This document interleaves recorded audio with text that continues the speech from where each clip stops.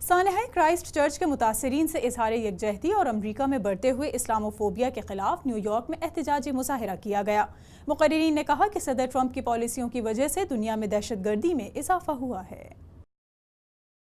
New Zealand की मसाजिद में दहशतगर्दी के खिलाफ अवामी रद्द-ए-अमल आने का सिलसिला जारी है।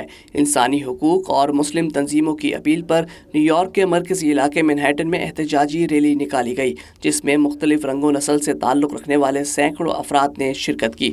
मुजाहरे में गैर मुस्लिमों की भी बड़ी तादाद शरीक हुई।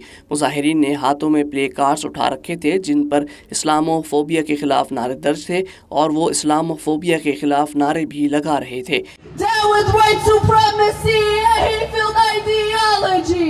Down with white supremacy, a hate-filled ideology. इस मौके पर खिताब करते हुए American Pakistani public affairs committee के चेयरमैन डॉक्टर एजाज अहमद ने न्यूजीलैंड के शहर क्राइस्ट चर्च की मसाजिद में दहशतगर्दी की शदीद मजम्मत की। उन्होंने कहा कि सफ़ेद फाम तासुब को हवा देने वाले इस सानहे के जिम्मेदार हैं। These incidents are not only simply attacks on Muslims, Jews and Christians, Hindus or Sikhs, but rather attacks on fabrics of American society that we have all welcomed. We are all here to come love and cherish the American values.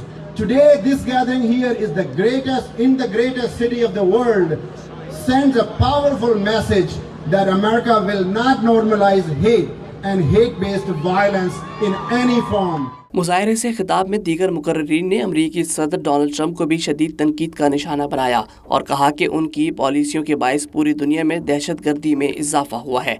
मुजाहिरीन time square से मार्च करते हुए CNN के दफ्तर भी गए। मुकर्रिरीन ने New Zealand की आवाम और ख़ास तौर पर वज़ीर आज़म के इक़दामात को बहुत सराहा। उनका कहना था कि दुनिया ने आज नफरत को शिकस्त दे दी है।